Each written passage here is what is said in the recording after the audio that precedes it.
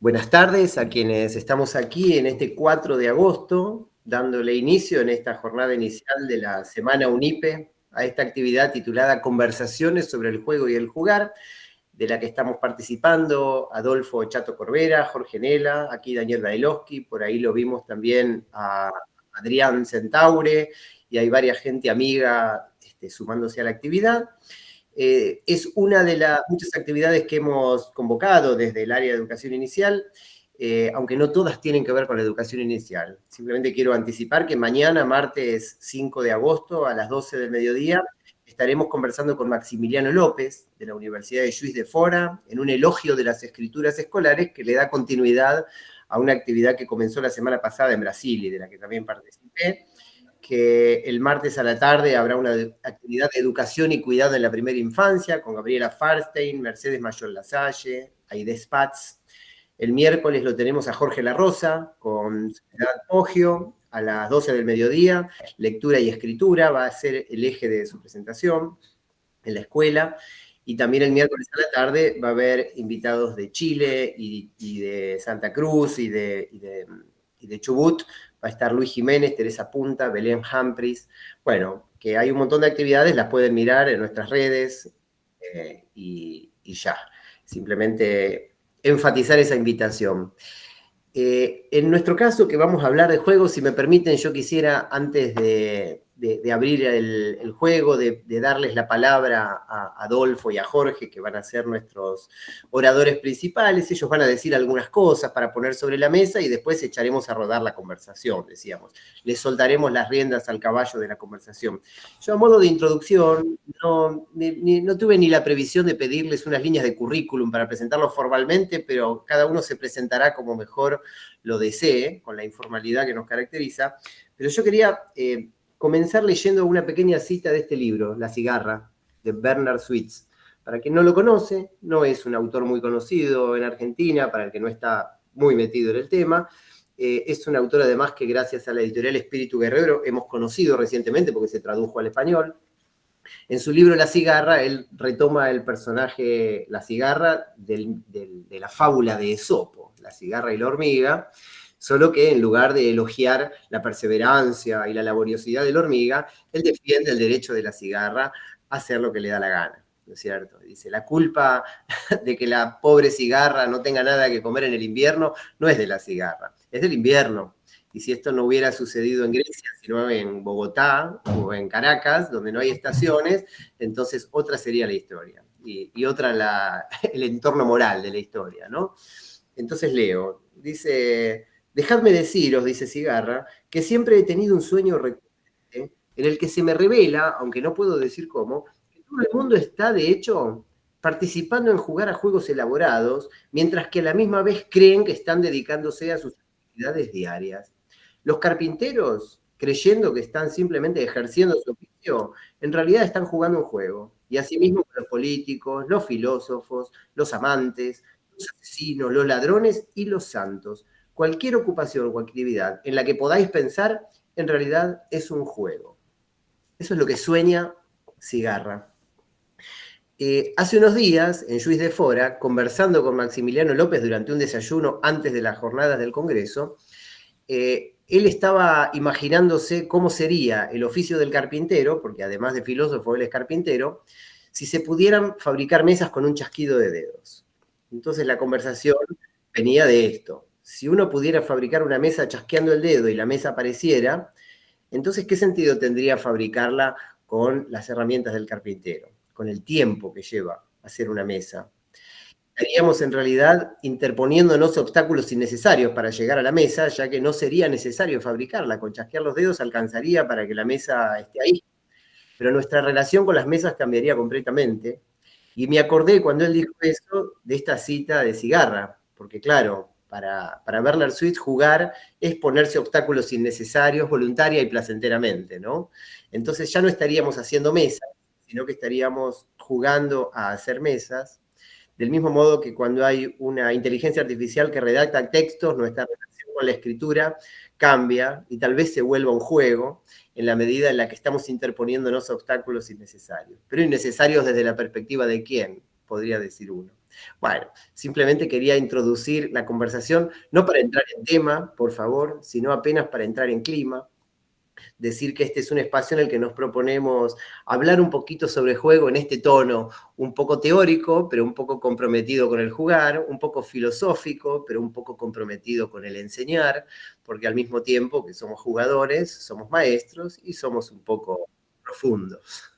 Así que, bueno, no sé si va a arrancar Chato Corbera, lo presento personalmente. Yo estaba dando la materia juego en el profesorado, hicimos búsquedas bibliográficas y surgieron textos de él, lo leímos, no por leer a un autor reconocido, sino porque nos gustaron las ideas, y después lo conocimos, lo contactamos, entramos en contacto de esa hermosa manera, descubriendo sus escrituras, y así fue como entramos en contacto y él se sumó a esa materia y después nos vimos personalmente en ocasión de un viaje mío a la Universidad del Comahue.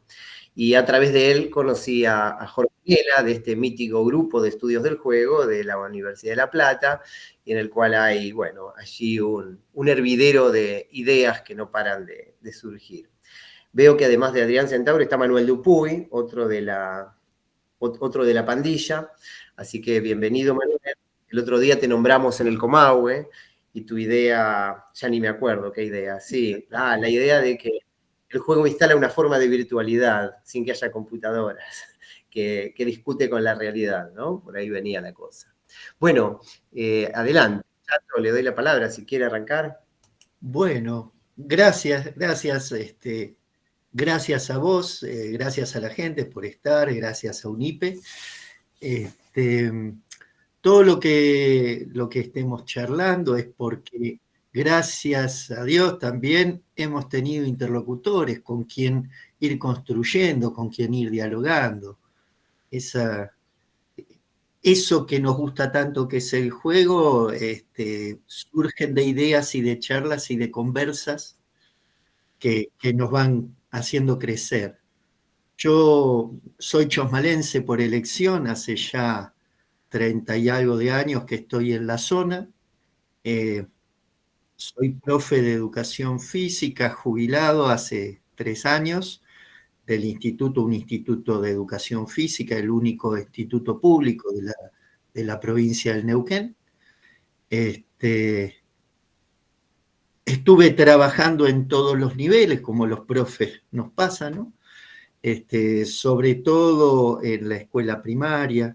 Colaboré también con el diseño del nivel inicial en la provincia del Neuquén y fui parte del grupo de estudio y el no grupo que posteriormente se armó a instancias e iniciativa de Víctor Pavía, otro autor, un gran autor de acá del país que vive, gracias a Dios, en Neuquén, así que tenemos asidua conversación.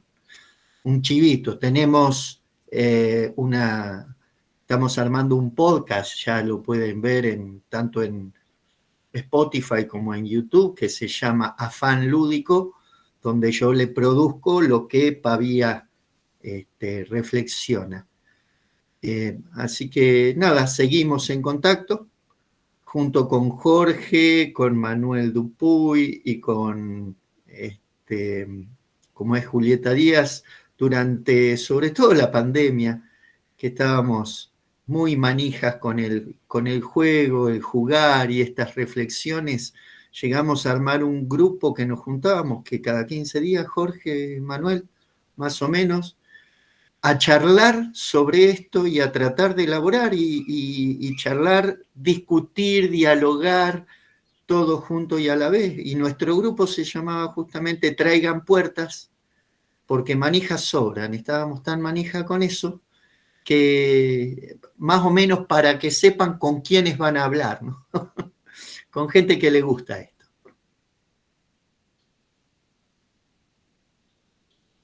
¿Querés que continúe? Dale. Hablando. Bueno, hablando de cosas innecesarias, ¿no? Eso. Bueno, mi nombre es Jorge Nela, soy de La Plata. Trabajo acá en la Universidad Nacional de La Plata, en una materia que se llama juego. Mi formación de grado es profesor de educación física, pero bueno, he hecho algunos posgrados en infancias, educación. Coordino un programa que soy uno de los tantos coordinadores que hay un programa acá en la Municipalidad de La Plata que es Juegotecas Barriales, en los barrios. Y soy parte de un grupo de investigación que presentaste que nos hacemos llamar GIG, Grupo de Investigación en Juego. Y como está nombrando el Chato, lo que va a salir de mí es una polifonía, no solamente del grupo, sino de este gran grupo que nos charlamos, nos comunicamos en función del juego. Primero, agradecer de estar acá. Hace poco también dije, estar en un lugar en donde no tengo la obligación, en donde no me pagan, para mí es un estado festivo. Entonces, agradezco encontrarnos para charlar de juego. Te agradezco a vos, Dani, y Unipe por generar este encuentro, ¿no? Y paso, hablando de acá, también Espíritu Guerrero, la primera publicación de un proyecto, del primer proyecto de investigación que hicimos acá con el grupo de juego. ¿Sí? Una teoría del juego en la educación, se llama. No sé por dónde querés que arranquemos. Bueno, si les parece bien, yo les propondría que, digamos, hace rato que venimos conversando cuestiones de juego, a mí me parece que una primera cuestión podría ser una justificación, ¿no es cierto? De alguna manera de decir, ¿por qué vale la pena hablar de juego? ¿Por qué vale la pena hablar de juego en la escuela? ¿Qué tipo de preguntas se formulan ustedes o les parece que vale la pena formularse alrededor del juego a esta altura de la soirée, digamos, en la que ya se ha hablado tanto, porque ya muchas cosas han sido dichas y sin embargo se sigue hablando y se sigue preguntando. Entonces, ¿cuáles les parece que podrían ser, si no las respuestas, las preguntas interesantes que hoy vale la pena que nos formulemos acerca del juego? Entonces, Bien. me gusta la provocación como para empezar. No, está bárbaro, que creo que es pregunta de todo lo que se sumerge a un objeto de investigación, ¿no? A un objeto de estudio. ¿Querés que arranque yo, Chato? Decime. Dale. En sí, el grupo ya tiene sus varios años, pero algo te había comentado. Nos encontramos mucho tiempo enrollado con lo que ha tenido y sigue teniendo el juego como un romanticismo, ¿no? Un discurso muy romántico. Hasta que nos pasó algo que nos llamó la atención cuando en unos trabajos de investigación y que hacíamos entrevistas a maestros y profesores que enseñaban juego, le preguntábamos qué enseñaban, ¿no? Y a diferencia de otras prácticas, como por ejemplo, bueno, en el ámbito quizás de la educación física, cuando hablábamos de deporte, hablábamos de gimnasia, tenían categorías de qué decir, ¿no? Decían técnica, fundamentos, principios. Pero cuando le decíamos, bueno, ¿qué enseñaba con el juego? Se quedaban mudos, esta idea de pensar, y lo que decían era, doy juego. Es decir, lo que hacían es darnos una taxonomía de distintos juegos que presentaban en su clase. Y eso nos llamó mucho la atención, ¿no? ¿Por qué no tenían un vocabulario como lo tenían con las otras prácticas?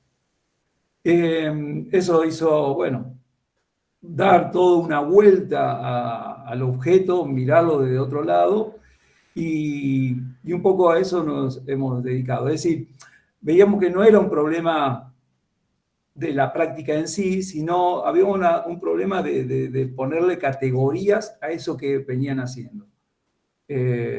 Nada, parte del primer trabajo fue eso, fue poder visibilizar eso que se venían haciendo y ponerle palabras. Que en sí, bueno, lo que hicimos fue, a partir de todas las observaciones y entrevistas, condensar, sacar un mínimo común múltiplo y nos quedamos con 3 categorías, que es la ficción, el problema y el acuerdo. Es decir, al menos en el campo de la educación, de la enseñanza, estos 3 elementos estaban siempre presentes en el hacer. Bueno, entonces fuimos poniéndole palabras, fuimos a estudiarlo y sobre eso fue nuestra línea de trabajo. En mi caso, a mí me gusta charlo mucho y bueno, tenemos un referente en común con la gente que vos nombraste ahí, que saludamos, tanto Manuel, Adrián, el mismo Jorge, vos.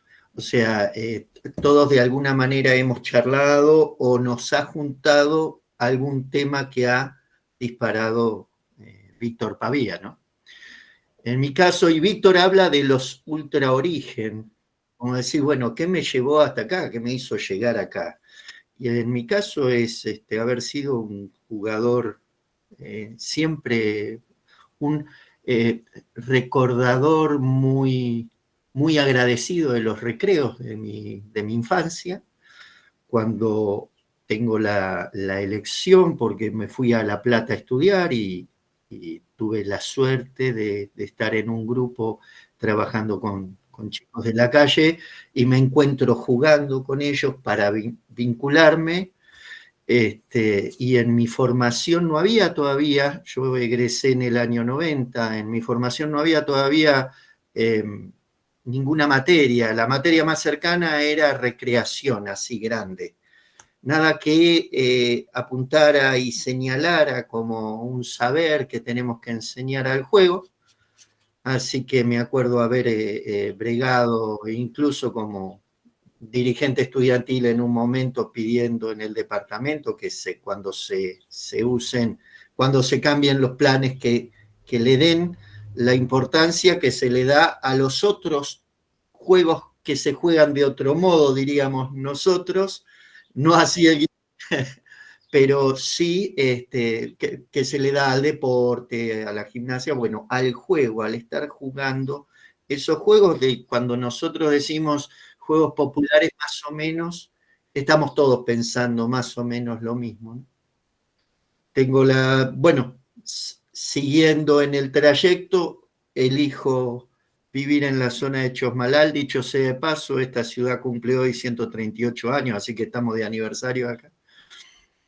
Y me encuentro jugando en la zona rural, en escuelas de zona rural, y ahí conozco personalmente a Víctor y a lo que ellos iban abordando, ¿no? Y esta otra manera también, esta manera inicial o esta manera complementaria de ver al juego como un derecho, ¿no? Que ya empezaba a sonar muy fuerte esa manera de entender que el juego, al ser un derecho, y así como tenemos derecho a la educación y que el juego es un saber, debe ser enseñado en las escuelas.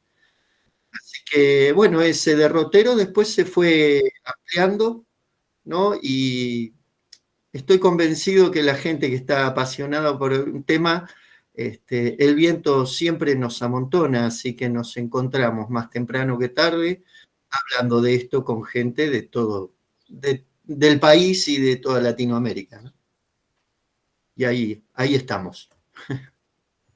Bien, escuchando a Jorge hablar sobre el juego como un discurso un poco romantizado, ¿no? Un poco, a lo mejor, meloso, acerca del cual a veces se expresa más una inspiración que el desarrollo de un contenido más minucioso, más puntual, que nos ayude a pensarlo con más elementos, y al mismo tiempo con un ímpetu clasificatorio, agregaría, ¿no? Que cuando se lo teoriza, el gesto automático es clasificarlo, tipos de juego. Pero una clasificación que a veces tiene poco que ver con el jugar y más que ver con las categorizaciones de los jugadores. Entonces está el juego de los varones y el de las mujeres, el de los chiquitos y el de los más grandes, el que se juega dentro y el que se juega afuera, el que tiene movimiento y el que no lo tiene, el que trae tales o cuales materiales. Y en ese sentido, creo que después me gustaría, si Adolfo quiere, Chato, comentar un poco su mirada sobre la clasificación de los juegos, basándose en elementos más de la tripa del propio jugar, que me parece súper interesante para comentarla. Pero Jorge, mencionabas 3 palabras: ficción, problema y acuerdo. ¿Te gustaría ampliar un poquito? Porque dejaste ahí picando y da ganas de saber de qué se trata esas 3 palabras alrededor de las cuales han decidido nuclear los pensamientos. Y bueno, eso. Bien, en espíritu guerrero van a poder... No, no sí. A ver, Cada vez que alguien ingresa hace un sonido. No sé si está saliendo este sonido. Sí, a nosotros nos sale porque somos Bueno. administradores. Está bien. No, pensé que capaz que molestaba.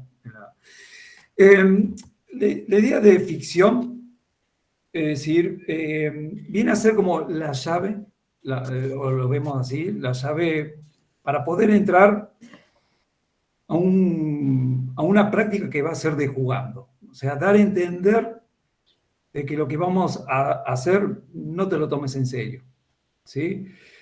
Entonces, cuando hablamos de ficción, y que es algo que va a sostener al juego, todo lo que hagamos en función va a ir sosteniendo eso. Es decir, no tiene sentido que yo me suba arriba de una silla si alguien antes no dice el piso es lava, ¿no? Es decir, la ficción o la mentira anunciada abre esa puerta. Tenemos varias aristas que podemos hablar sobre la ficción, es decir, un concepto clave quizás en la historia, esta idea de mímesis, no va a ser la misma que nos va a plantear Platón que Aristóteles, es decir, no es un como si en el sentido de la representación de una realidad, sino justamente es una creación, o al menos al juego que nosotros convocamos, ¿sí? Es decir, hay un hecho que se construye ahí, que no es una cuestión de hacer como si fuéramos, sino que hay una construcción nueva de esos personajes o de lo que se está haciendo ahí, ¿no? Es decir, uno tiene que estar creyendo en eso. Después, bueno, esto, ¿no? Es una mentira anunciada, es decir, ahí hay una paradoja, pero que tiene que funcionar en tanto juego. ¿Por qué paradoja? Porque yo estoy mintiendo, pero al anunciarlo se debería caer como mentira. Pero eso nos ayuda a entender cuándo es algo en broma y cuándo es algo en burla. Por ejemplo, me ha pasado y le habrán pasado a varios que llaman, profe, Miguel me pegó. Y vos le decís, Miguel, le pegaste, pero fue de jugando. Pero le dijiste, no, pero profe, fue de jugando. Bueno, si no lo anuncio, yo lo que tengo ahí es una víctima. Por lo tanto, hay una burla. Si yo lo anuncio y él acepta, tengo un cómplice. ¿Sí? Entonces, es una manera de darle categoría a los mismos jugadores, a ver, ¿cuándo estamos jugando o cuándo me están tomando el pelo? No. Perdón, Jorge, el otro día Chato mencionó la voz de un profesor de educación física que viendo que los estudiantes durante la clase, en vez de jugar al juego que les había propuesto, estaban haciendo otra cosa, les dijo, déjense de jugar y pónganse a jugar. Claro. Ahí aparecen las dos acepciones de la palabra en la voz de un docente, ¿no? Sí. Me parece fantástico. De esos malos entendidos estamos llenísimos. Está lleno hasta el ámbito escolar y convivimos también con diferentes juegos. En su momento me parecía extraño, hoy actualmente lo pienso como una convivencia. Hoy nos presentaste la idea de un carpintero, la idea de la literatura, y dentro de la escuela puede haber una carpintería, una literatura que sirva para algo y una carpintería, una literatura que no sirva para nada, por el solo hecho de la práctica. Y creo que en el juego, también en el ámbito escolar, es más, el juego entra en la escuela con los dones de Froebel en ese sentido, tiene que servir para algo, pero también está el juego, convivimos en ese mismo espacio del juego que no sirve para nada, salvo de la práctica del juego, ¿no? Digo, ahí están estas tensiones dentro.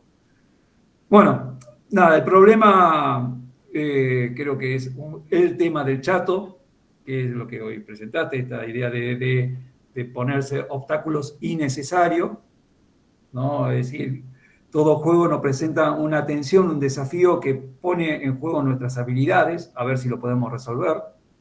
Y ya esto lo decía Huizinga. Y que genera incertidumbre.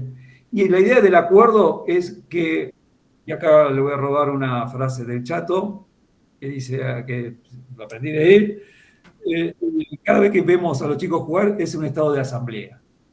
Están en un estado de asamblea, debatiendo si vale o no vale, si fue trampa, si agrandamos. El juego tiene su regla, pero a su vez impera también las ideas de los jugadores que ponen en tensión esas o interpelan las subjetividades del otro.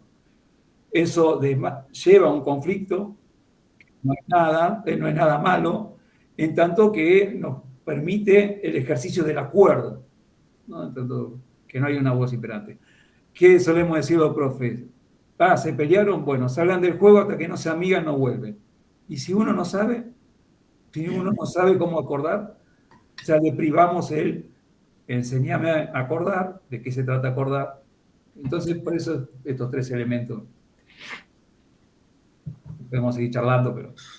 Sí, es fabuloso porque me encanta dialogar con Jorge porque coincidimos en todo y por ahí, por detalles decimos, bueno, pero eso es parte de algo que yo estoy pensando, pero cada uno tiene una perspectiva que enriquece a la del otro, ¿no? Y eso es fabuloso. Vos me dijiste que hable un poco de esa clasificación. Tengo que aclarar, leyendo y escuchando mucho a Walter Mignolo, un filósofo, creo que semiólogo decolonial. Él dice que justamente el patrón colonial de poder casi siempre, dentro de la manera colonizadora y que estamos colonizados por esa manera de entender las cosas, muchas veces clasificamos como para solamente jerarquizar, jerarquizando discriminamos, controlamos, ¿no? O sea, la cadena de la clasificación muchas veces nos encontramos así. De hecho, sin ir más lejos, cuando de jugar se trata, se habla de los juegos de los que nosotros hablamos como juegos menores o juegos predeportivos, porque lo otro es más importante. La pirámide nos lleva a la excelencia que supuestamente es aquella que dice el patrón colonial de poder que la punta es el deporte, como no entender que una clasificación sesgada de esa manera, o mejor dicho, haciendo creer y entendiendo que esa clasificación sesgada es la que corresponde y es la única y es la verdadera, ¿no? Y lo aberrante que nosotros lo creemos. Cuando nosotros pensamos una clasificación de los juegos que garantice ese derecho al jugar y que nos permita estudiar ese saber que hay dentro de toda la amplitud de juegos, se nos ocurrió y bueno, de ahí necesitamos, ¿de qué hablamos cuando hablamos? De lo que hablamos, de qué decimos. Y ahí, bueno, tenemos que ir a, bueno, ¿qué es el juego? Entonces volvíamos, ¿cuánto? 20 casilleros atrás, porque bueno, los grandes, según también quienes son los que hablen de juego, van a pensarlo desde su estructura disciplinar, ¿no? Entonces nosotros decimos, bueno, el juego que a nosotros nos interesa, del juego del que nosotros hablamos es el juego que a nosotros nos interesa hablar, ¿no? Que tiene ciertas características, ¿no? La característica principal que nos permitió después esta clasificación, que no es jerarquizadora, no es discriminadora, no es controladora, sino que es solamente una manera de ver cómo acomodar ese universo, y que para colmo, otra de las reglas, perdón que me vaya, pero otra de las reglas de la clasificación es que si está acá, no puedo estar, si está en este cajón, no puede estar en este otro cajón. Y nosotros armamos una clasificación llena de cajones con agujeros, ¿no? Donde justamente el estar jugando, que es potestad de los jugadores, pueden juntar estas categorías que de alguna manera nos sirven a nosotros para entender, ver desde esta perspectiva del juego. Una de las características de ese juego es que se vive voluntariamente esa tensión agradable, que es la que a nosotros nos interesó mucho y nos pareció que era un hilito de donde poder ir tirando, ¿no? Obvio, todo juego está anudado a un contexto sociocultural, es limitado en el espacio y en el tiempo. Bueno, esto le hemos sacado y le hemos robado a Huizinga, a Calvá, a todo autor que ande dando vueltas por ahí. No son estos juegos virtuales, sino que de los juegos que a nosotros nos interesa hablar, de los juegos que implican ese compromiso, ese compartir corporal, ese presente, ese poner el cuerpo y ceder el cuerpo, digamos, ¿no? Convividos en grupos, con otros que son tangibles, que no son invisibles ni indiferentes. Casi siempre hay una chispa de la que él hablaba, ¿no? De actuación regulada, reglas que se van negociando, de lo que también hablaba Jorge.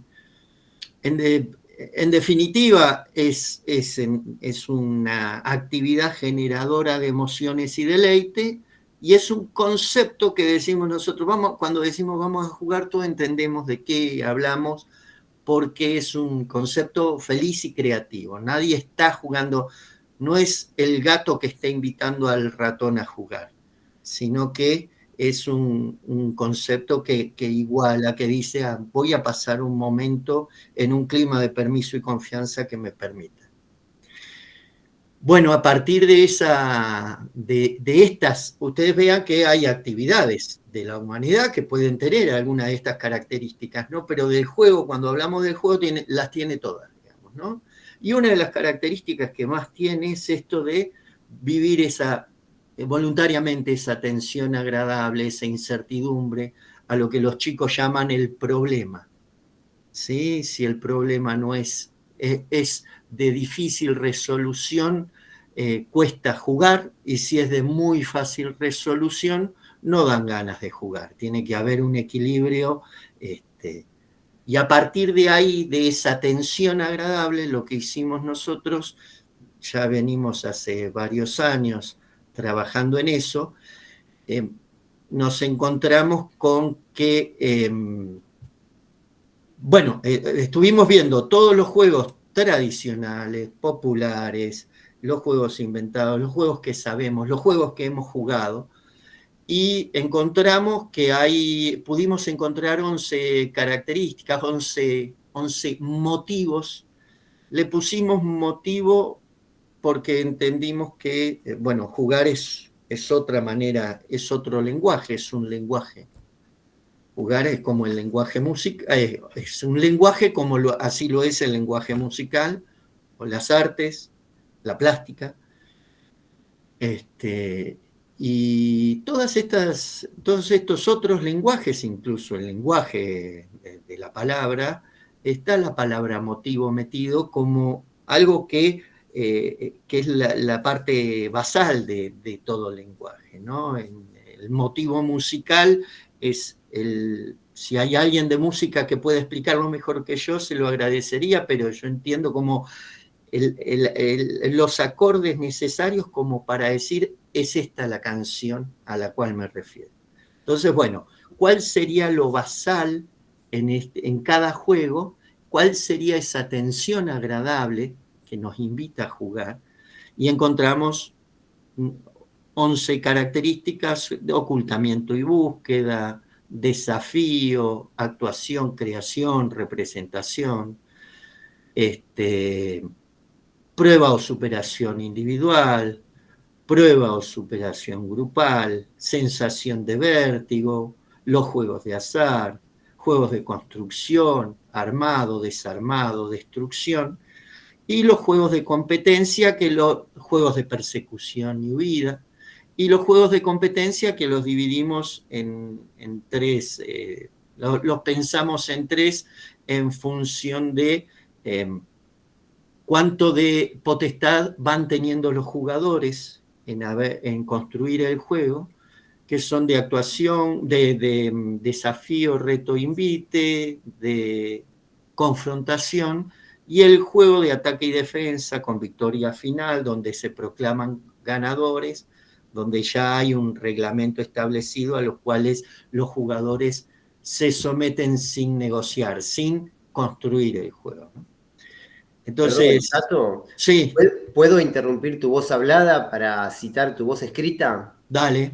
En el texto que acabo de compartir en el chat, que es un capítulo de este libro de la Universidad de Flores, compilado en el que aparece un capítulo tuyo y aparece este desarrollo, acá vos ponés, te leo. Cuando le preguntamos a alguien a qué está jugando, de qué se trata, qué es lo que tengo que hacer para jugar, esa persona nos responde desde lo que podemos llamar el motivo. Ese motivo que explica el fenómeno juego desde el modo y a la vez desde la forma. Nos explica brevemente la regla del juego, junto con el sentido, y está poniendo énfasis en la fuente de la emoción, ¿no? Me parece que es una definición muy nítida, dialoga muy bien con lo que Bernard Sweet llama el fin prelúdico del juego, ¿no? Tal cual. Digo, para Bernard Sweet, todo juego busca que pase algo. Por ejemplo, embocar una pelota dentro de un agujero, si vamos al golf. O pasarla del otro lado de una red, o, qué sé yo, llegar antes que otro a un lugar. Bueno, pero esos fines que existen fuera de los juegos, porque fuera de los juegos también embocamos una pelotita en un tacho porque la queremos descartar, en el momento del juego se rodean de obstáculos, se rodean de reglas que hacen más difícil realizar eso que hay que hacer en el juego. Tal cual. Y la clasificación de los juegos a partir de esos fines prelúdicos o de esos motivos, a mí me gusta mucho cómo desafía las clasificaciones, digamos, más banales que antes mencionábamos, ¿no? Porque ponen juntas cosas que uno no se imaginaría que iban juntas, ¿no? Tal cual. A ver, y esta clasificación tenés que pegarla automáticamente con lo que los chicos y con lo que nosotros decimos de la negociación del juego o del acuerdo del juego, porque van de la mano, digamos, ¿no? Los jugadores acuerdan a qué están jugando y cómo lo van a jugar, y con qué énfasis van a trabajar por ahí, qué sé yo. Muchas veces nos ha pasado, si hay docentes en la sala, nos ha pasado que estar jugando, qué sé yo, algún juego, vamos al el oso dormilón, vamos a un juego que conocemos todos, ¿no? Muchos nenes ponen más énfasis en la actuación que en el afán de correr y de escapar, y otros ponen más énfasis. Entonces, esta negociación de a qué estamos jugando y a qué delira o deriva y delira el juego, es potestad de los jugadores. Entonces, nosotros con estas herramientas conceptuales bien podemos invitar, podemos potenciar cada uno de los juegos, enriqueciendo creativamente e imaginativamente con los chicos. Así que, nada, no sé si responde, si seguimos, no sé cómo, qué más tenés para decir, Negro o Dani. Como quieran. No sé si, Jorge, querés reaccionar a algo de lo que dijo Chato, o si querés. Yo tengo una pregunta ahí en la guantera, pero espero a que... No, a ver, nada, agrego una cosita. Nada, el trabajo del Chato, esta idea de capaz que clasificación me suena muy fuerte. Yo utilizaría un concepto que usa la Rosa, que es protocolo.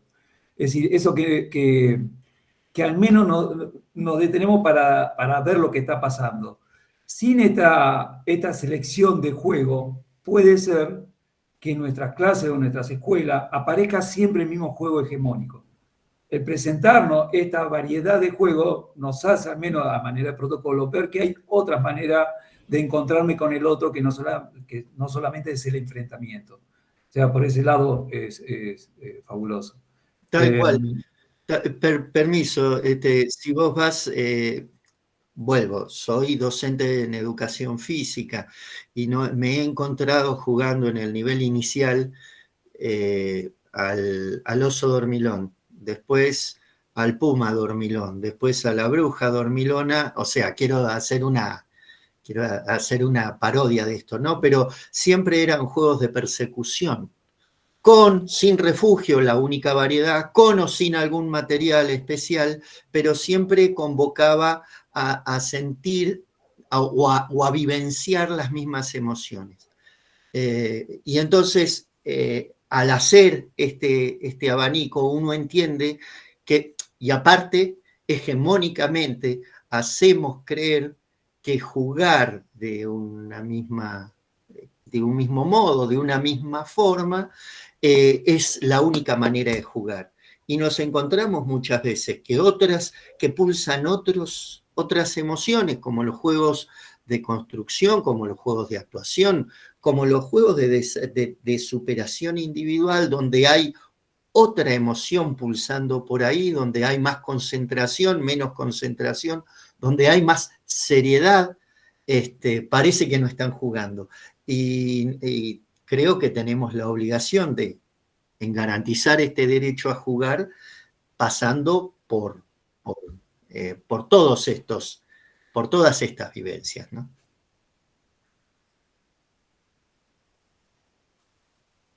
Una cosita, todo esto que estoy diciendo, ya pronto, no sé cuándo, esto que acabas de leer, Dani, está revisado y lo hemos publicado junto con Manuel Dupuy y con Adrián Centaure, queriendo darle vueltas de tuerca, y sé que los chicos en La Plata le están dando otra vuelta de tuerca más para su próximo libro que va a salir. Así que esto es algo en construcción que seguimos jugando. Es una construcción que seguimos jugando. Bien, bien. Bueno, la pregunta que tenía en la guantera viene a cuento de algo que yo estoy pensando mucho y que tiene que ver con la escritura, porque vengo de Lluís de Fora, de discutir con Jorge La Rosa, con Maxi López, que van a estar, acabo de compartir en el chat, en los mediodías de los días que vienen, mañana y pasado a las 12 del mediodía va a haber charlas vinculadas con el acto de escribir en la escuela, desde esta mirada elogiosa, ¿no? Y yo creo que hay un parentesco poco explorado entre el juego y la escritura, porque, digo, si hay algo que las personas hacemos por hacer, y si hay algo que las personas hacemos para sumergirnos en otros mundos, en los que también existe una alta dosis de ficción, un gran grado de contacto con nuestras propias ideas, formas extrañas de encuentro con los otros, eso también es la escritura, ¿no? Entonces, quería invitarnos a pensar estas relaciones entre juego y escritura, no solo desde la forma más evidente que es jugar escribiendo, que se puede y se hace todo el tiempo y es algo hermoso de hacer. A mí, por ejemplo, me gusta muchísimo a mis estudiantes cuando empieza una materia y el tema está apenas planteado, proponerles que saquen una hoja en blanco y que escriban una pregunta. Esa pregunta después cambia de mano. Decimos, por ejemplo, chancho va, y la hoja pasa hacia un lado de la ronda, ¿no? 5 chanchos va, chancho va, chancho va, chancho va, así ya nadie sabe quién escribió la pregunta original. Y entonces a esa pregunta hay que escribirle una segunda pregunta. No responderla, sino repreguntar en base a la pregunta original.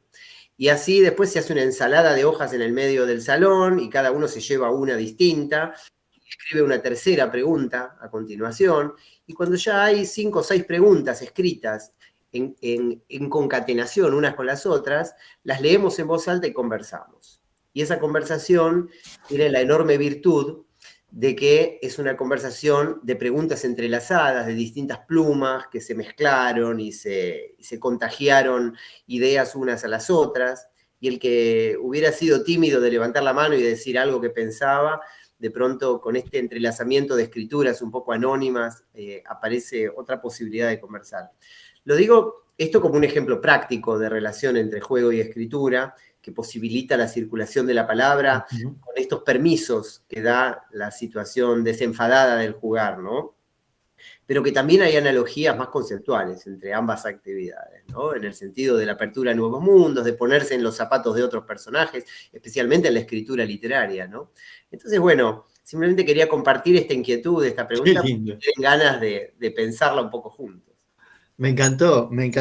Vos dijiste juego y escritura y enseguida se me vino a la cabeza tanto. Además que son escritores, además de jugadores, son escritores. Entonces, bueno. Bueno, se intenta y cuesta. Prefiero, es un juego que cansa inmediatamente en mi caso. necesito mucho tiempo de recuperación, pero que es un juego y es un desafío. El tema de la incertidumbre está muy bueno profundizar por ese lado, ¿no? Pero vos cuando decís juego de escritura, enseguida me viene a la cabeza Graciela Montes, Gianni Rodari, o sea, Graciela Montes, que nos ayudó muchísimo a pensar este modo más lúdico de jugar, y Gianni Rodari con sus ingeniosas propuestas, ¿no? Y ayer estuvo charlando, lo escuché por internet a Víctor, y dijo una frase que me encantó, que dijo que lo lúdico siempre está sediento de ingenio. Y me parece que te permite eso, ¿no? Tanto la escritura, tanto el juego es eso. Ir por ese lado, poder encontrarse en calma para poder imaginar y para poder pensar y para poder construir, y que el otro pueda interpretar lo que yo quise escribir o lo interprete con su forma y su modo, ¿no? Agrego una... a ver, estaba pensando, mientras que hablabas, hacía una analogía con el juego. Y entendiendo que el juego también es un saber, o al menos así aparece en el diseño curricular en Provincia de Buenos Aires, es un área de enseñanza junto con las prácticas del lenguaje, sí, un saber. Entonces estaba escuchando y me parece fabuloso. Si uno entiende que hay diferentes infancias, ¿no? Uno podría interpretar que hay también diferentes experiencias de jugar y de escritura. Por ende, como vos presentás, en mi caso, estos que somos escritores, yo podría decir que soy un muy mal jugador escribiendo. Tal cual. Es decir, soy un mal jugador. Pero, ¿cómo zafo de eso? Yendo a la escuela, es decir, estudiando. Entonces, está bárbaro el ejemplo que vos diste, porque a partir de una práctica de un juego o de una consigna donde se animaron a escribir, fuiste entrelazando esto de lo que han jugado o han escrito y un momento de conversar eso que hicimos, ¿no? Este juego de jugamos y conversamos o detenemos, ¿para qué? Para admirar algo que se produjo ahí, me parece fabuloso, y creo que vamos en la misma sintonía, ¿no? Esta combinación. Porque ¿qué es lo que hace diferente jugar o escribir fuera de la escuela o adentro de la escuela? Que en algún momento vamos a detener para admirar eso que hicimos, para conversar eso que hicimos, lo que escribimos o lo que hemos jugado. Miren lo que se le ocurrió a Pedro con poner una casa o un refugio, miren lo que salió de esto, y ahí uno, bueno, o al menos yo necesité para jugar al mundo de la escritura este ejercicio. Que me hizo un poco mejor escritor, seguramente, pero no solamente, y esto vuelvo al romanticismo, ¿no? Que a veces lo asociamos a la libertad. Si no hay una igualdad de este mundo simbólico, ya no tangible, sino de este mundo simbólico, no hablo del capital simbólico de Bourdieu en cuanto a mostrarse, sino de no insertarme en lo significante que hacen a esta práctica, estoy en desventaja para jugar. Entonces me parece fabuloso tu ejemplo y acorde. Estoy haciendo un curso, me dormí un poquito. A ver, sí. Lo que estamos haciendo, porque es la misma. Ya está, ya silencié, había un usuario con sonido, no hay problema. Sí, me dio un pie bárbaro, Jorge, porque justamente estamos hablando del juego entre docentes, ¿no? No lo estamos hablando ni entre psicólogos, ni entre filósofos, aunque algo de eso siempre hay dando vueltas, ni entre antropólogos, ¿no? Y entonces nosotros tenemos el deber, como docentes, de enseñar un saber, y los chicos tienen el derecho de aprender ese saber. Y ahí es donde, que son charlas que tenemos pendientes con Jorge, ¿no? Donde poder, cómo hacer como para que ese juego no se escolarice de tal forma que ese juego no se convierta en el juego de la escuela, pero que los chicos dicen yo juego afuera. Para mí es más o menos como el pibe que te dice, profe, quiero dejar de jugar para ponerme a jugar, ¿no? Entonces, ¿cómo enseñar ese juego y cómo enseñar a jugar un juego más lúdico, estas características que teníamos, sin apropiarnos y sin ser dueños, sino hacerlo, garantizando ese derecho de participación de los chicos. Pero, Chato, pregunto, Sí. o pienso, ¿qué significa que el juego se escolarice? Y volviendo a la analogía con la escritura, ¿qué significaría que la escritura se escolarice? Porque por defecto la palabra muy escolar o escolarizado, en el caso de la escritura, si uno dice, ¿qué significa una escritura muy escolar? Y es una escritura muy obediente de lo que dijo la seño, Claro. letra redondita, una cursiva, excesivamente prolija. Tal cual. Un juego muy escolarizado, uno diría un juego excesivamente regulado por cosas ajenas al juego. O regulados, claro, regulados solamente por un jugador que es el docente. Claro. O uno que incluso, un no jugador, porque nos transformamos en árbitros y no en jugadores muchas veces, ¿no? Pero sí. Cito a Jorge La Rosa, anteayer o hace 4 días, no sé, cuando a él le tocó intervenir en el Congreso de Juiz de Fora en Brasil sobre el elogio de la escritura escolar, claro, ahí lo que se estaba tratando de hacer era mirar a la escuela con ojos amorosos, pensarla como un lugar en el que las oportunidades para escribir vienen atravesadas de libertades, de autonomías respecto de la instrumentalidad cotidiana, de las causas y los fines, del mercado, del capitalismo cognitivo, qué sé yo. Entonces él decía, qué lindo sería que la palabra escolar, utilizada como adjetivo, comenzara a significar otra cosa. Tal cual, bueno, sí, coincido totalmente. Eso dijo él, me quedé pensando en eso, ¿no? Totalmente, creo que es ahí, pero ahí implicaría que nosotros revisáramos nuestro rol de enseñantes. Eso implica que nosotros nos ubiquemos viendo este saber de que incluso este jugar, este enseñar artesanal del juego, ¿no? Donde los dos estamos jugando. Lo que sí es que yo soy, como docente, un jugador con más expertise y que tiene herramientas como para dar cuenta y resaltar cuestiones, pero mi rol, ¿cuál sería ahí? Creo que es necesario que lo podamos debatir entre los docentes para no encontrarnos instruyendo o informando y solamente enseñando un juego más, sino que cómo se hace eso, me parece que es el gran desafío que nos toca cuando pensamos al juego desde estas ópticas, ¿no? Sí.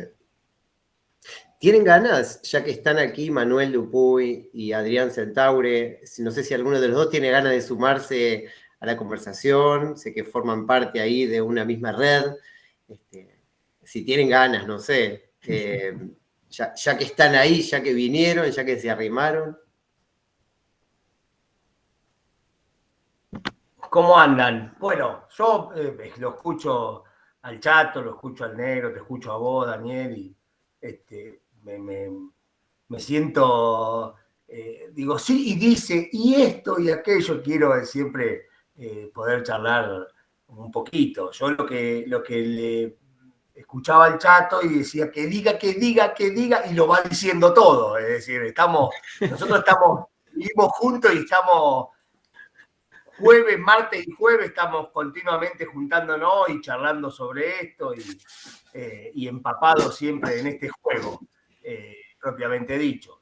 Lo que yo siempre veo es en los motivos que nosotros, esta manera de clasificarnos,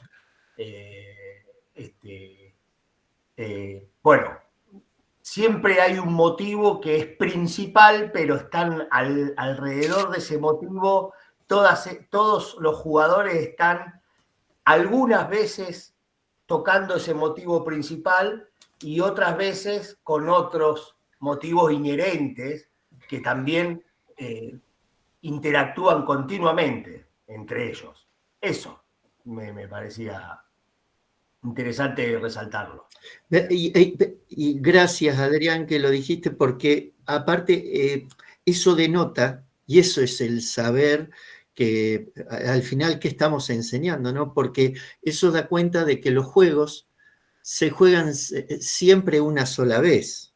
Por más que juguemos todos los días a la misma forma de juego, el estar jugando lo van modificando los mismos jugadores. Entonces, este saber que no es tan lineal, no es estar enseñando a sumar, no es estar enseñando otros saberes que están estructurados, sino que es estar enseñando algo que se va construyendo y se va reeditando constantemente. Y saber de eso, ¿no? Saber, los docentes, los jugadores expertos, saber que eso está pasando y saber cómo poder seguir enriqueciendo y desafiando a nuevos juegos. Bien, bien. Manuel, ¿está por ahí? No, lo perdimos. Bueno, qué lindo que uses, Adrián utilizó, uno está tocando un motivo o tocando el motivo paralelo. Ahí hay niñas jugando, disculpen el ruido, atrás mío, atrás de mi pantalla. Pero bueno, acá no les voy a decir nada, porque estamos hablando de juego. Digo porque la palabra tocar, como tocar un instrumento, no sé si lo dijiste con ese sentido, en inglés también, play guitar, por ejemplo, es tocar la guitarra, y play también es jugar, ¿no? Entonces que uno pueda buscar también esas analogías del léxico que al principio Jorge había señalado, que eran una característica del debate sobre juego, la necesidad de explorar un poco más el vocabulario, los rasgos específicos que para poder verlos hay que poder nombrarlos. Mira, hay otra palabra que a mí me encanta, incorporar, hacer cuerpo eso, poner cuerpo, es también otra de las palabras, ¿no? Como tocar. Cuando alguien incorpora el saber, listo, ya está. O sea, la clásica de los nenes, ese juego, lo sé, ¿y quién te enseñó? Lo aprendí solo, como diciendo, es totalmente mío, esa propiedad es otra de las características del juego, ¿no? Nosotros enseñamos algo que les pertenece, que se apropian de tal manera los jugadores que son dueños de eso, a tal punto que reconocen en ellos y en ese construir, en esa intersubjetividad, eso que fueron construyendo, ¿no? Sí. Aquí hay algunos comentarios que han ido chorreando en la catarata de comentarios del chat. Por ejemplo, aquí Miriam dice, me encuentro muchas veces con que los niños no juegan o se aburran rápido de un juego, o el juego se vuelve a veces violento. En este comentario, simple y puntual, aparecen dos elementos interesantes. Uno es el del aburrimiento y otro es el de la apariencia violenta o el carácter violento de algunos juegos en algunas ocasiones, ¿no? Pensaba que son dos puertas interesantes, dos pistas lindas para seguir, porque el aburrimiento es de alguna manera lo que más prohibido está, ¿no? El capitalismo prohíbe el aburrimiento, tenemos que estar siempre entretenidos. El principal vector de dominación, según muchos analistas contemporáneos, leamos, no sé, a Byung-Chul Han, a Eric Sadan, a cualquiera de los filósofos de moda, plantea que el vector de dominación en este momento no es tanto la explotación del patrón sobre el obrero, como en el marxismo clásico, sino sobre todo la sujeción a un entretenimiento constante que nos mantiene permanentemente en consumo, ¿no? Y que está prohibido aburrirse, ¿no? Santiago Alba Rico lo dice de una manera muy hermosa en su elogio del aburrimiento. Ahora enseguida lo comparto en el chat para el que tenga ganas de leerlo, que se vaya en el tren de regreso a casa leyendo ese texto. Pero digo, el aburrimiento entonces es algo que dialoga con el mundo en el que vivimos y también dialoga con la cuestión del juego, que en principio busca algo del orden del entretenimiento, pero diferente del entretenimiento ensordecedor de los shoppings. Y después la cuestión de la violencia se plantea en ese comentario. Hay juegos que tienen apariencia violenta y sin embargo, Jeynes lo recuerda muy bien, esos juegos de lucha, en los que aparentemente hay enemigos y en realidad no son enemigos, son contrincantes, oponentes, tienen espíritu guerrero y no agresividad, tienen la posibilidad de coincidir y convivir con otro en posición de oponente, pero de una manera amorosa, que es a lo mejor lo que necesitamos para superar cualquier grieta, es vivenciar precisamente esa sensación, ¿no? De estar en una situación de contrincante, de oponente, de posiciones opuestas, antagónicas, pero con un antagonismo noble, un antagonismo respetuoso, etcétera, ¿no? No sé, ¿quién tiene ganas de reaccionar a estas invitaciones? Reacciono y paso. Dale. Sí, a ver. Bueno, yo hablaba de este no romanticismo y creo que mucho tiempo estuvimos envueltos en estas categorías de juego y jugar, ¿no? Y este jugar como algo abstracto que siempre tiene el peligro de idealizar algo que quizás no es lo que ocurre en el patio o en donde trabajamos. Y estos son uno de los tantos debates, pocos debates, pero intensos que tenemos con el chato, ¿no? Del jugar, de lo lúdico. Primero, a ver, como para poner en contexto, el término jugar como categoría es muy reciente.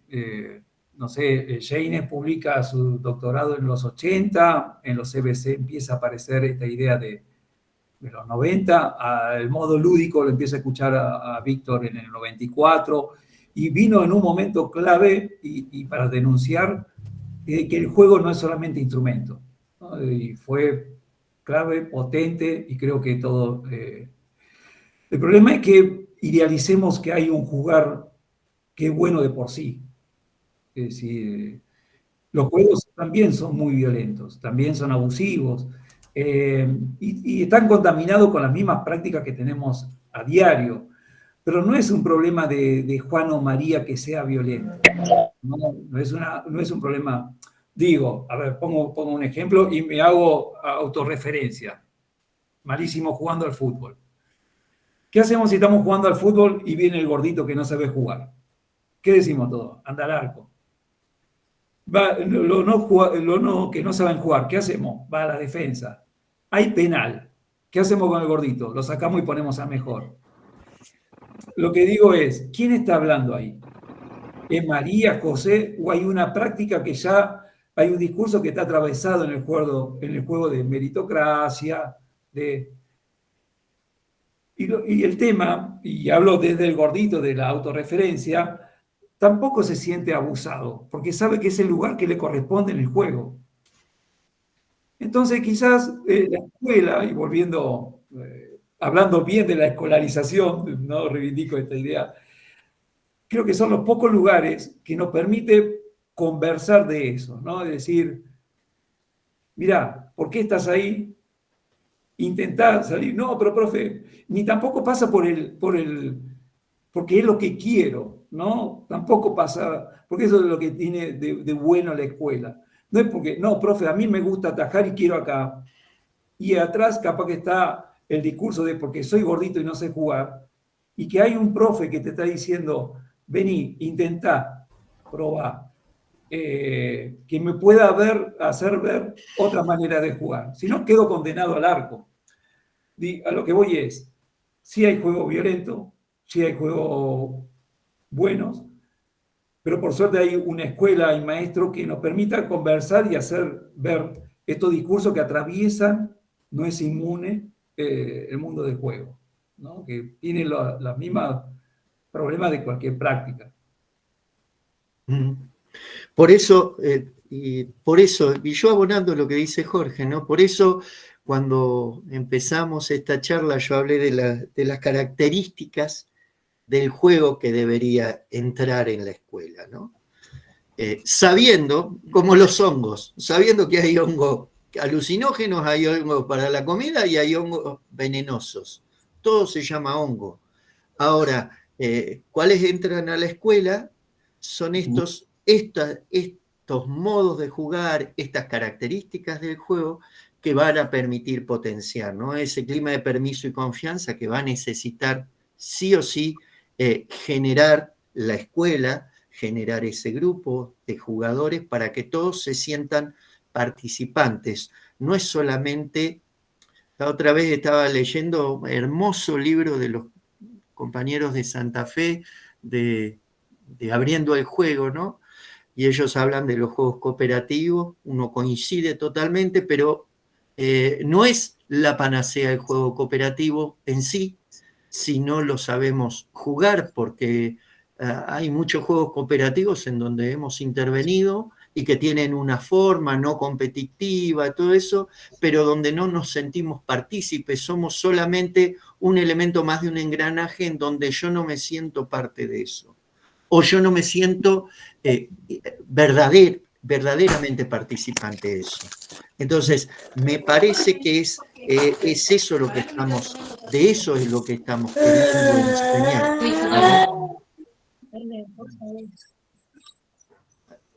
Perdón, me quedé callado por si había... Sí, estoy silenciando una cuenta que se abrió sin querer. Bueno, sí. ¿está? Bueno, de eso es lo que estamos queriendo enseñar. Y ahora, el tema del aburrimiento, yo creo que, bueno, se ha hablado mucho del juego y de los espacios de juego, de los materiales de juego, y creo que también está bueno empezar a hablar de los tiempos, ¿no? Para que aparezca el juego. Me acuerdo algunas de las definiciones. A jugar, se empieza a jugar después de que se estuvo aburrido. O sea, el juego aparece cuando hay aburrimiento, dicen algunos. No sé si es tan así, no sé si es causa-efecto, pero creo que los tiempos es menester que la escuela los repiense para que aparezca el juego, para que aparezca esa construcción, para que aparezca ese debate, esa asamblea permanente de la que a mí me encanta hablar. Y el tema de los juegos violentos, una cosa es la violencia, otra cosa es la agresión, yo no sé bien por dónde encarar. Hay juegos que tienen un carácter que parece ser de violencia extrema y sin embargo los chicos están jugando porque se están pegando de mentira, que es todo un aprendizaje que es necesario y es menester enseñar. En la escuela, bueno, ahí podríamos debatirlo, ¿no? Pero esto de jugar y de, como dice Agamben, de profanar, ¿no?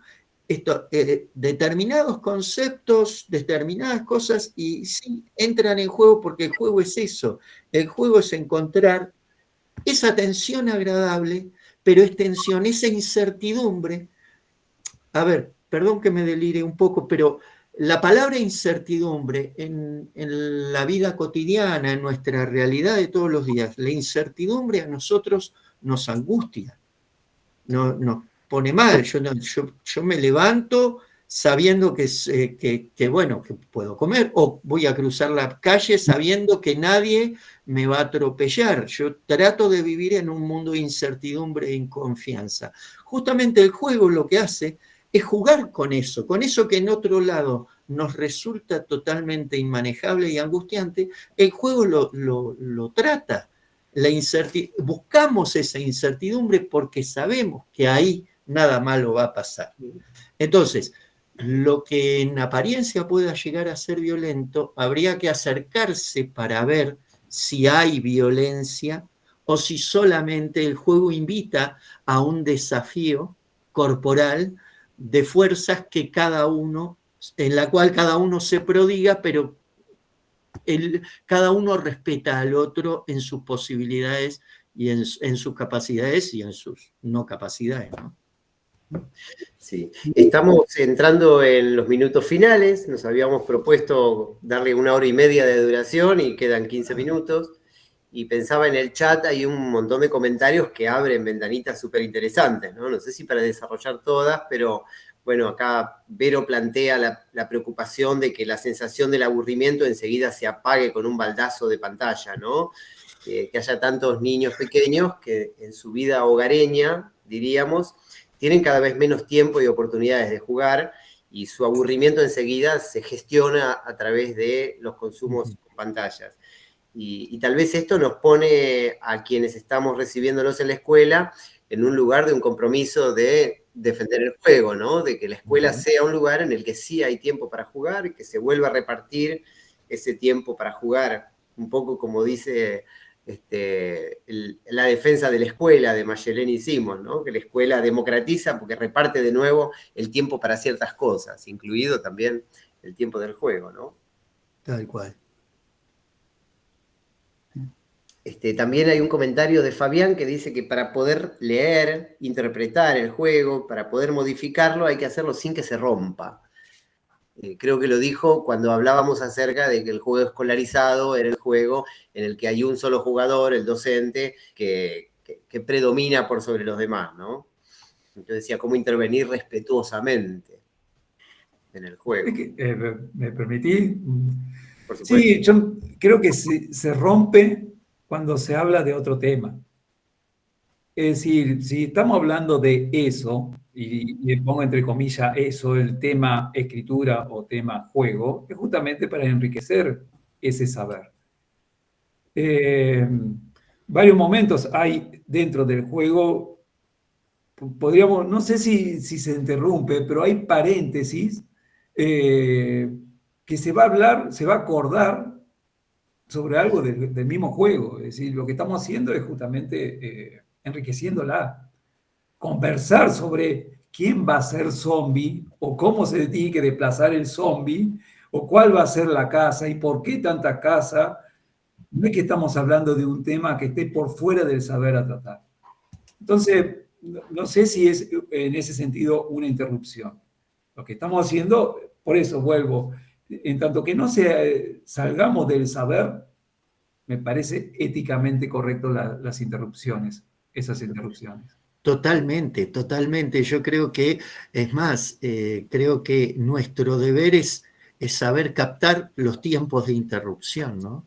Es poder entender, poder ver en gestos, en miradas de los otros, en actitudes, en incorporaciones, cuándo intervenir, cuándo dejar pasar, cuándo ver, cuándo evaluar por lo que pasó ahora, ¿qué les parece? Sí, dale qué, estas interrupciones que van, esta asamblea constante que va construyendo y donde, a ver, y acá es donde me parece que el rol docente, no sé si estoy diciendo bien rol docente, viste que siempre desde las ciencias de la educación vienen nombrando esa participación del docente, que es un cojugador, que no es un árbitro, tiene que entender cuándo entrar y cuándo salir, cuándo interrumpir y cuándo no. Nosotros que venimos con Bernard Sweets chorreando de la lectura, ¿no? Porque es un libro que se interpuso en esta conversación, para mí hace poco tiempo por lo menos. Él dice, hay 3 pecados que se pueden cometer. Lo dice retomando algo que ya decía de otra manera Huizinga en el Homo Ludens, ¿no? Pero él dice, hay 3 pecados que se pueden cometer en relación al juego, que es ser un tramposo, ser un aguafiestas o ser un frívolo. A mí me gusta preguntarme si los docentes podemos llegar a cometer alguno de esos 3 pecados cuando damos a jugar o intervenimos en el juego en la escuela. Frívolo en el sentido de jugar sin verdadero compromiso con el juego, de alguna manera fingiendo que uno juega. Me parece que la imagen contemporánea más fuerte del frívolo es la del adulto que ante la insistencia del niño juega con él, pero mientras juega con él mira el celular, sigue haciendo otra cosa, está con la cabeza en otro lado, no, lo hamaca en la plaza, pero mira el teléfono con la otra, conversa con otra persona y no le da bolilla, ¿no? El tramposo, bueno, ya sabemos, tiene tantas ganas de ganar que se saltea los obstáculos que le imponen las reglas y entonces no está realmente jugando. Y el aguafiestas es el que dice, acá nadie más juega, acá se terminó el juego. Tal cual. Hay que ir a bañarse. Yo te agregaría y pondría, ves, del juego que a nosotros nos interesa, aunque particularmente hablamos, el tramposo muchas veces es justamente como para reeditar ese juego, no en el afán de ganar, sino en el afán de que la incertidumbre o la tensión escale a un nivel superior que habilite Y siempre doy el mismo ejemplo, ¿no? El tramposo, a ver, me imagino al Diego haciendo el gol con la mano a los ingleses, que podemos discutir, estuvo bien o estuvo mal, ahí hizo trampa, pero Diego, no me lo imagino al Diego haciendo esa misma trampa en los entrenamientos con los amigos sin después haberle dicho, ¿no te diste cuenta que la metí con la mano? O sea, cuando se juega en ese clima de permiso y confianza, el tramposo también enseguida muestra que hay alguien. Y cuando se sanciona la trampa, que ahí yo creo que hay, por eso hablo del rol docente y la participación docente, cuando se sanciona la trampa es porque depositamos en alguien, en este caso los docentes, que decimos lo que está bien y lo que está mal. Y muchas veces me parece que para jugar de este modo del que hablamos, la sanción no corresponde a nadie en particular y a todos en general, me parece, ¿no? No, dicen los chicos, así no vale, pero a él déjalo a Jorge que juegue, ¿no ves qué? O sea, y que Jorge se ponga las pilas porque, como dice Víctor, se prodigue porque, bueno, sus capacidades no le permiten hacer lo que los demás. Entonces, la regla pareja en los juegos no es tan pareja, es una regla adecuada a cada uno de los jugadores. Entonces, ahí la idea de trampa también se diluye de alguna manera. No sé si me explico. Acá una de las participantes, Nasruddin, cita a Víctor Pavía diciendo una trampa de jugando sería. Totalmente, totalmente, porque es eso, como el juego no está escrito, son los jugadores quienes van imprimiendo ese juego constantemente dentro de los acuerdos que han mantenido, lo van reeditando. Por eso me referí a ese juego, y ese juego se jugó una sola vez. La próxima vez, tal vez eso que en su momento no pareció trampa, tal vez los demás jugadores digan, no, ahora ya lo sabés, ahora estás haciendo trampa, ya sabías que antes se lo permitíamos, ahora no. ¿No? Bien, bien, bien. Sí, agrego, ahí Adrián está levantando la mano, me parece, ahí lo vi. Agrego nada más esto, vuelvo, es una trampa mal hecha, es una trampa evidente. Tal cual. O sea, la trampa en tanto juego, que la que estamos anunciando acá, tiene que ser una trampa que se evidencie como trampa, como para poder reeditar ese juego que estaba. Y me preguntaba sobre el frívolo, ¿qué le diríamos a un profesor de física frívolo, ¿no? O una de matemática frívolo? Es decir, creo que él no está comprometido con el saber que está impartiendo, explica igual. Decís que en la clase también se puede hacer trampa o se puede hacer frívolo o aguafiesta. No, que el frívolo juega para La todos los... situación de clase, podríamos decir, es una situación en la que rigen unas reglas que tampoco son las del mundo. Son Claro. unas reglas propias de la clase, esto de levantar la mano, esto de repartir roles. Hay un ejercicio muy sencillo que a veces le he propuesto a mis alumnos de pedagogía de decirles, bueno, levanten la mano. Todos levantan la mano. Les digo, ahora pensemos por qué me hicieron caso. Como para desnaturalizar un poco las reglas de la clase, que no me hacen caso porque me tengan miedo o porque yo emane mucha autoridad, sino porque hay una especie de acuerdo sobre cómo funciona el juego de la clase, digámoslo, Claro. ¿no? Tal cual. Ahora, claro, las reglas del juego, dice la definición, son libremente aceptadas, libremente elegidas. Un juego por obligación, por mandato, dice Huizinga, no es juego, ¿no? Y la escuela es obligatoria. Entonces, yo no sé cómo se puede jugar a esa analogía entre las reglas de la clase y las reglas del juego, porque unas primero son obligatorias y en todo caso después, si todo sale bien, son disfrutadas y transitadas amorosamente, pero las reglas del juego tienen como condición ser primero libremente aceptadas y después estrictamente obligatorias. Estamos hablando de estas características del juego, del jugar para jugar cada vez mejor, el jugar, por decirlo. No, porque también entran a tallar en la escuela otros modos de jugar que el jugar para enseñar algún concepto, el jugar para enseñar alguna competencia particular, algo que no tiene, que está dentro del juego, pero yo que quiero potenciar, ¿no? El profe de educación física que dice, bueno, tengo que enseñar que los chicos tengan más capacidad aeróbica, entonces por eso jugamos a la mancha. Claro. Y los hago correr todo el tiempo.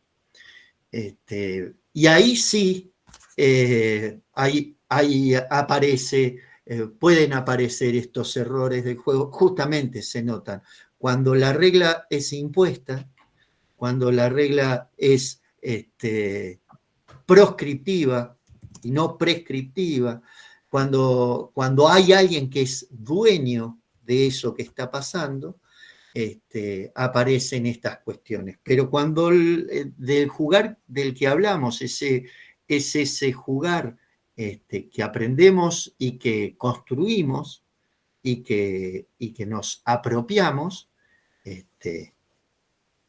estamos hablando de ese otro modo del cual nosotros proponemos, ¿no? Estamos hablando del verdadero saber jugar para nosotros, de ese saber jugar. Y agrego, a ver, para debatir, para pensarlo, no sé, para... esto de que el juego del jugar no es obligatorio, lo dice Huizinga en el segundo capítulo, pero creo que hay también todo un discurso atrás de eso que lo ha romantizado, creo. A ver. Creo que ahí el problema es pensar que entendemos por obligación, ¿no? Es decir, quizás la obligación que sucede en la escuela es pensar cómo gestiono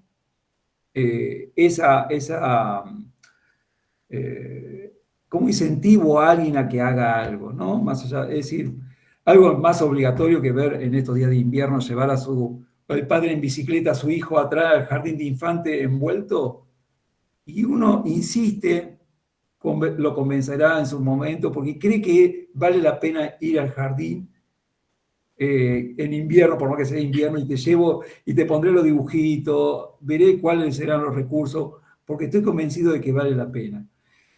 Entonces, hay momentos que, nada, estamos convencidos, o algunos maestros, que vale la pena transitar algunos juegos, por más que no quiera. Ajá. Insistiremos, veremos cómo, y después el jugar será algo que por supuesto estará en su subjetividad, en sus emociones, pero también lo puedo pensar en otras prácticas, es decir, historizar hechos históricos. ¿Se puede obligar a alguien? Matematizar números. ¿Se puede obligar a alguien? O sea, lo que hago a lo sumo es insistir en ver las cuentas que estoy poniendo en el pizarrón, ver qué operaciones podemos hacer, pero el que va a terminar matematizando va a ser el que lo está observando, el que va a estar historizando hechos históricos, pero a partir de números que estoy poniendo, relaciones de hechos. Y el jugar aparecerá al menos por la insistencia de que yo voy a ir proponiendo juegos, qué tipo de juegos, y de toda esta clasificación que nos diste vos, el Chato. Es decir, después veremos. Pero nada, quizás hay que repensar qué entendemos por obligación en la escuela, ¿no? ¿Qué entendemos por obligación en el ámbito escolar? Que no es agarrarle de los pelos o tirarle de la oreja, o al menos, no sé, yo pensaría...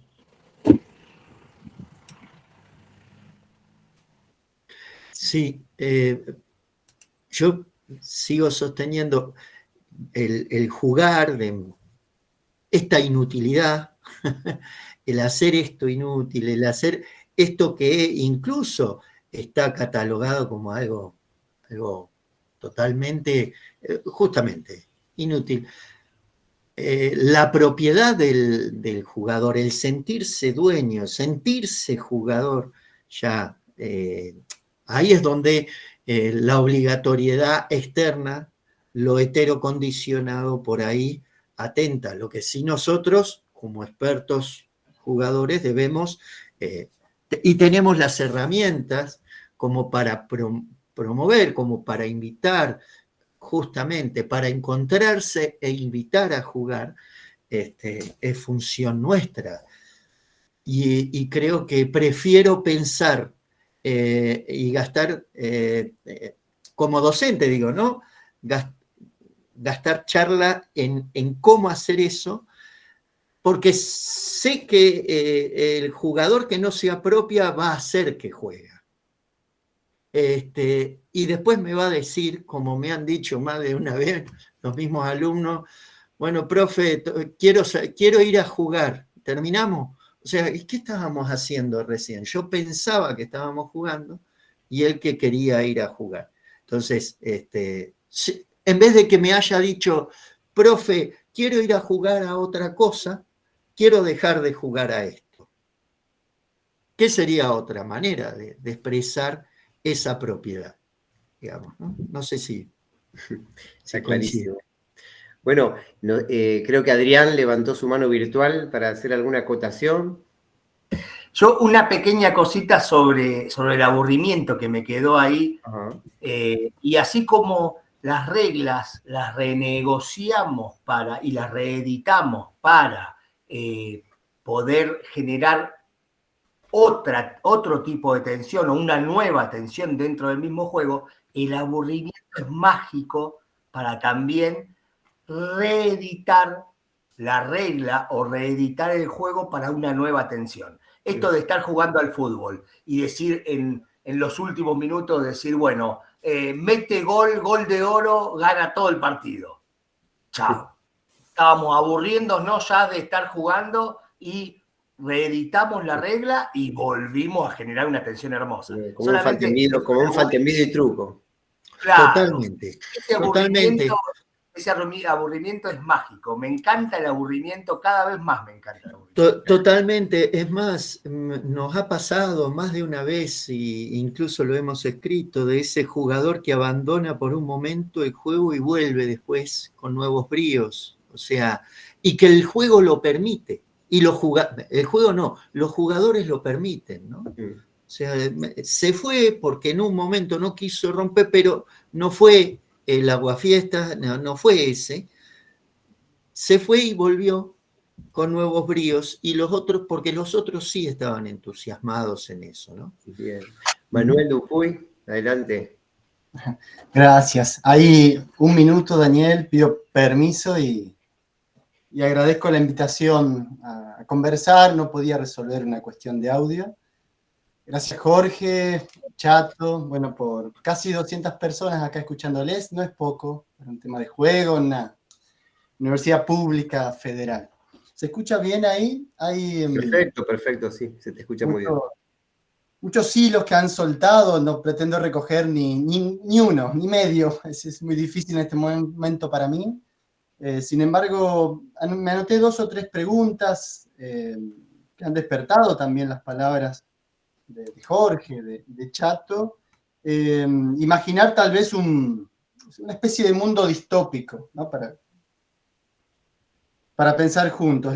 La primera pregunta en ese mundo posible es, ¿qué dirían las pruebas internacionales respecto a quién no ha aprendido en la escuela a esconderse bien? ¿Qué palabras, qué reproches, qué posibles sanciones nos darían en casa porque la seño de 4º grado nos puso un color amarillo en juego? ¿Qué dirían los medios de comunicación, oficiales, no tan oficiales, sobre el grado, si se me permite la palabra, de analfabetismo lúdico de niños y adolescentes escolarizados? Entonces creo que en toda esta conversación, Jorge, desde su propuesta, las compañeras de La Plata, lo que trae Chato y todo su grupo también, a quien siempre escucho, me sumo, formo parte, creo que intentan en algún punto, bueno, tratar con cuidado, con cierta amorosidad, cierta afectividad, pero también con una idea de poder jerarquizar esto que llamamos juego, que algunos lo entendemos más o menos de manera cercana y distante, pero que en el fondo esos propósitos son comunes. Así que para mí ha sido un placer participar de este rato con ustedes. Qué lindo, qué lindo. Bueno, muchas gracias por dejar oír tu voz, Manuel. Linda ese contraste. ¿Qué dirían las pruebas PISA si tuvieran que medir al juego? Bueno, por suerte o por desgracia, no se fijan en esas cosas. Bueno, queda solo agradecerles muchísimo que se hayan acercado, todas las personas que vinieron. Nos queda claro que hablar de juego no es solo hablar de esa actividad que hacemos o vemos hacer a otros y a la que nombramos juego, es hablar de lo que hacemos con nuestro tiempo en libertad, de hablar de tiempos como vacuolas de tiempo que se escapan a lo productivo, es hablar de lo que hacemos con nuestro cuerpo, cuando no está haciendo una fila o esperando un colectivo o atado a un pupitre, sino cuando está en esa libertad con reglas tan particular, que es la libertad del cuerpo en el juego. Hablar de juego es hablar de cosas que heredamos, porque los juegos no los inventamos, los recibimos, y son como reliquias milenarias que recibimos de nuestros tatarabuelos, y es groso pensar, que es una reliquia que no está detrás de una vitrina. Hablar de juego es hablar de lo que somos capaces y de lo que seríamos capaces, es hablar de cómo nos relacionamos con los demás y con nosotros mismos y con nuestra habilidad. Así que bueno, con todo eso, hablar de juego es hablar de mucho. Les propongo que nos vayamos escuchando al dúo Karma y su tema Abre la ventana, que nos invita a apagar la compu, la tele y abrir la ventana, porque a través de la ventana se ve el mundo, como a través del juego. Muchas gracias. Abre la ventana, abre la ventana, abre la ventana. Apaga la compu, la tele y abre la ventana. Que no hay pantalla más verdadera y más sana. Apaga la compu, la tele y abre la ventana. Que no hay pantalla más verdadera y más sana. Que hay más allá de la chimenea, que habrá detrás de esa gran antena, porque se